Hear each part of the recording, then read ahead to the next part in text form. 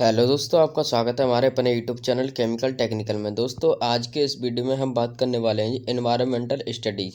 आज का ये बेसिक सा आपका ये लेक्चर होगा और ये ऑल ब्रांचेस कॉमन सब्जेक्ट होगा। ये थर्ड सेमेस्टर में सभी ब्रांचों में कॉमन सब्जेक्ट है।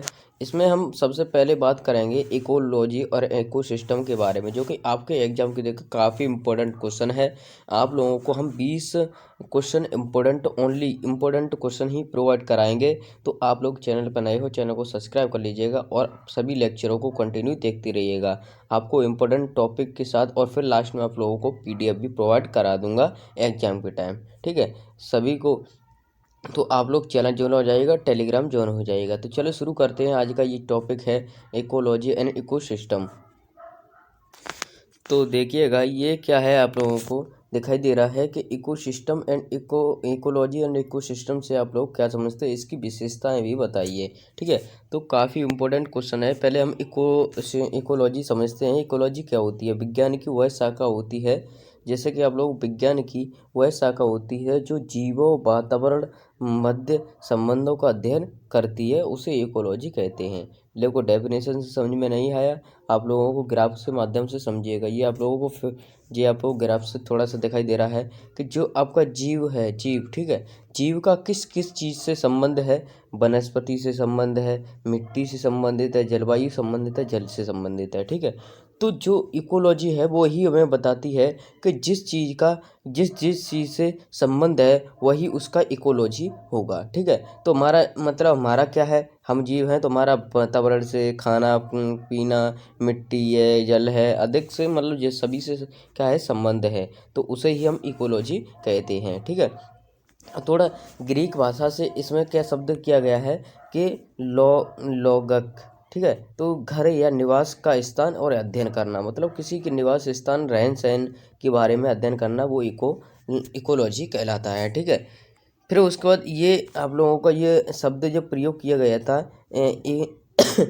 ओकोलॉजिक शब्द का प्रयोग हेंस रेटन ने 1868 में किया था। ठीक है, और इकोलॉजी शब्द का प्रयोग अर्नस्ट हेलिकल ने 1869 में किया था। ठीक है, तो अब बात करते हैं अब पारिस्थितिकी तंत्र मतलब इकोलॉजी सिस्टम। ठीक है, तो इकोलॉजी सिस्टम के बारे में अब बात करेंगे। तो इकोलॉजी सिस्टम क्या है?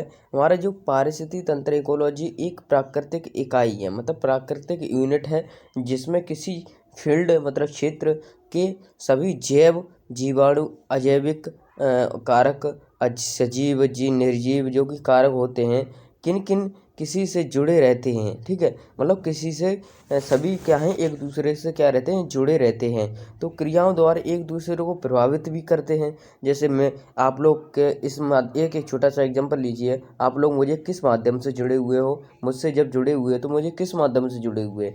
मेरा एक यूट्यूब पर चैनल है।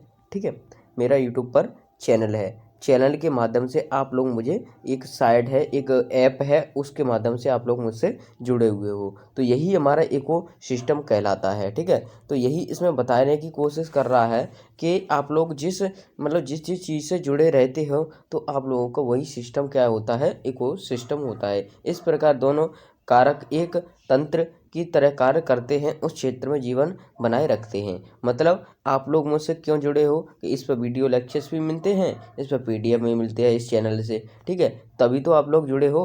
और मेरा मोटिव ये है कि मैं आप लोगों को पीडीएफ और इम्पोर्टेंट टॉपिक और जो भी मुझे नॉलेज है मैं आप लोगों को प्रोवाइड कराता रहता हूँ। मेरा मोटिव ये है। तो आप लोगों का यही हमारा और तुम्हारा जीवन चक्र चल रहा है। ठीक है, तो इसी को जीवन चक्र को क्या कहते हैं, इको सिस्टम कहते हैं। ठीक है, तो इकोसिस्टम का प्रयोग सर्वप्रथम एजी टेंसले ने 1935 में किया था। ठीक है, और अर्थ पर गेंट इकोसिस्टम जो भी है आप लोगों का, इसे जीवन बायोफेरिक कहते हैं। ठीक है, बायोस्फेरिक कहते हैं। ठीक, तो ये था आप लोगों का इकोलॉजी और इकोसिस्टम। अब इसके थोड़े से क्या कर लेते हैं, कार्य जान लेते हैं, इस इकोलॉजी के कार्य क्या क्या हो सकते हैं। ठीक है, तो इकोलॉजी थोड़ा सा आप लोगों को समझ में आया, इकोसिस्टम भी समझ में आया होगा। ठीक है, तो इसमें क्या है, पारिस्थितिक तंत्र संरचना गठनों के बीच एक संतुलन होता है, मतलब संतुलन बनाए रखता होता है। वो उनके द्वारा आपस में क्या है, पर्यावरण के बीच क्रिया प्रतिक्रियाओं के द्वारा बना रहता है। पारिस्थितिक तंत्र निम्न कारकों पर क्या है, कार्य करता है। पहला होता है हमारा ऊर्जा का प्रभाव, जैसे एनर्जी फ्लो, ठीक है, उत्पादकता, प्रोडक्टिविटी, ठीक है, पोषक तत्वों का चक्र, ठीक है, न्यूट्रिएंट साइकिल, विकास और स्तरीकरण, डेवलपमेंट एंड स्टेबलाइजेशन, ठीक है। तो ये है आप लोगों का क्या है, इसके क्या है कार्य, कारक हैं, ठीक है, किसके, इकोलॉजी के, ठीक है, इकोलॉजी। फिर उसको इसमें एग्जांपल में क्या दे रहा है, पौधों जड़ों द्वारा मृत्यु से बोधक तत्व क्या है, पोषक तत्व अवशोषित करते हैं और हरी पत्तियां उन उस ऊर्जा की सहायता से प्रकाश संश्लेषण द्वारा भोजन का निर्माण करती हैं। शाखा जीव पौधे खाते हैं। मतलब ये क्या कह रहा है, एक समझाने का प्रयास कर रहा है। जैसे आप लोग पौधे हैं, पौधे क्या करते हैं, जड़ों से अपना पोषक तत्व प्राप्त करते हैं, ठीक है।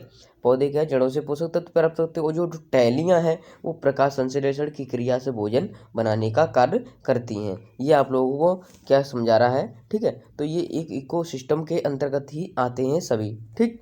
तो ये आप लोगों का इकोसिस्टम था, ठीक।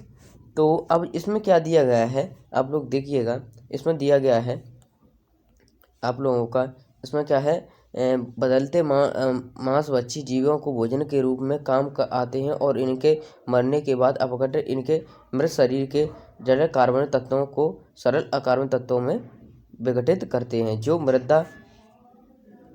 मृदा मतलब में मिल जाते हैं। तो इस प्रकार से आप लोगों का इकोलॉजी सिस्टम कार्य करता है। तो आप लोगों को इकोलॉजी एंड इकोसिस्टम आप लोगों को समझ में आया होगा। तो वीडियो को लाइक करिएगा, चैनल पर नए हो सब्सक्राइब कर लीजिएगा ऐसी लेटेस्ट वीडियो पाने के लिए। तो आप लोगों को कम्प्लीटली लेक्चर्स में मिलेंगे एनवायरमेंटल स्टडी के, ठीक है, इंपॉर्टेंट टॉपिक के साथ। तो मिलते हैं नेक्स्ट लेक्चर्स में, तब तक के लिए जय हिंद। टेलीग्राम ज्वाइन नहीं किया तो टेलीग्राम ज्वाइन हो जाइएगा।